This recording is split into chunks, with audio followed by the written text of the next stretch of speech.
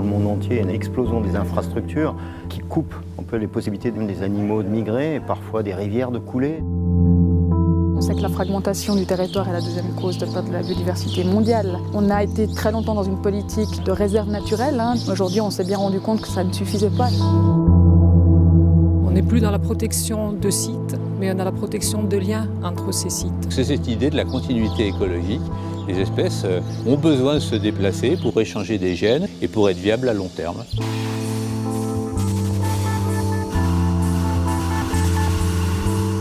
Comment gérer nos territoires en sorte que les espèces faunistiques ou floristiques puissent s'y déplacer sans être assignées à résidence. Ce qu'on attend de ce colloque déjà, c'était que les gens répondent à l'appel. Donc ça, c'est, je dirais, une réussite puisqu'on a près de 300 personnes présentes.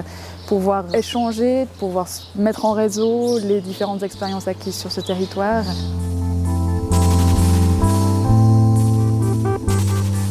C'est impressionnant de voir aujourd'hui tant de monde pour parler des corridors biologiques.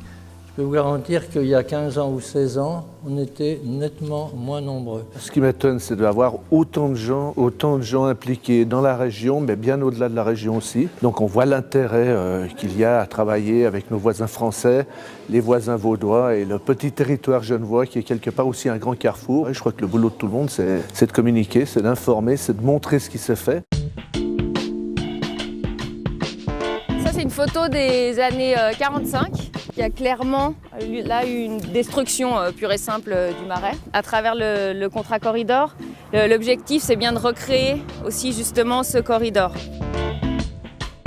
L'objectif, c'était de découvrir le marais et puis de parler un peu de toute cette coopération transfrontalière. Différentes façons de fonctionner, les différents statuts de protection et puis tout ce qu'on doit mettre en place pour pouvoir intervenir. Les réponses, elles ne sont pas françaises. Les réponses, elles ne sont pas suisses. Les réponses, elles sont régionales. Elles sont franco-suisses. Sur tous les sujets, il nous faut maintenant des documents d'urbanisme communs contraignants. On se rend compte effectivement que dès lors qu'on ne va plus être sur des espaces dédiés dans lesquels on protège une espèce, mais qu'on va traverser éventuellement des zones urbaines, des zones où il y a des activités agricoles, il va falloir convaincre effectivement des élus, des acteurs économiques. Vous n'êtes pas le seul usager, il y a d'autres espèces qui ont besoin d'être aussi des usagers de ce territoire. L'idée était de voir quelles sont les mesures agro-environnementales que les exploitants peuvent mettre en place dans le cadre de ces fameux contrats corridors.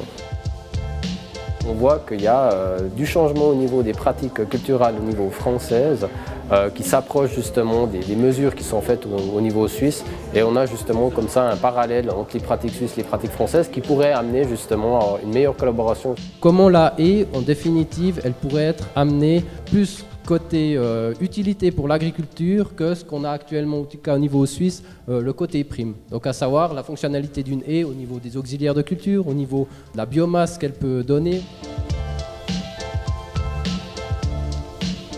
La biodiversité va plutôt mal à l'échelle de la planète, je ne vous apprends rien, mais globalement c'est quand même en Europe que la situation a tendance à s'améliorer. Et elle ne s'améliore pas par hasard, elle s'améliore parce qu'il y a des acteurs, parce qu'il y a des outils.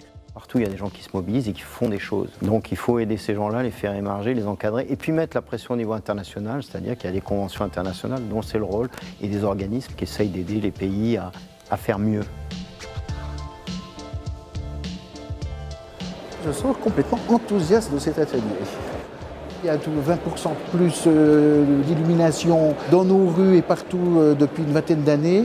Alors qu'est-ce qu'on fait? Est-ce qu'on continue à progresser ou on essaye de faire de la consolidation, décroissance même de cette lumière? Est-ce que ça génère des problèmes au niveau de la biodiversité, mais aussi des problèmes au niveau de la santé? Est-ce qu'il y a un problème d'éducation? Donc tout ça, tout à coup, devient une thématique qui émerge et qui a son public, son énergie, sa pertinence. On peut faire le bilan de 10 ans de travaux sur ce thème. On voit qu'il y a déjà une énorme évolution dans les consciences, dans la compréhension, notamment par les élus. Donc ce sont des thèmes qu'on va aussi faire vivre. On va continuer de travailler pendant 6 ans, puisque ce sont aussi les thèmes de notre schéma de cohérence écologique au niveau régional. Donc ce n'est qu'une première vitrine pour une suite à donner sur les années à venir. Il faut y aller, il faut consolider. Et je pense que quand on nous jugera, nous, notre génération, qu'est-ce qu'on a fait? Si on n'y va pas, je pense qu'on aura quelques problèmes historiques.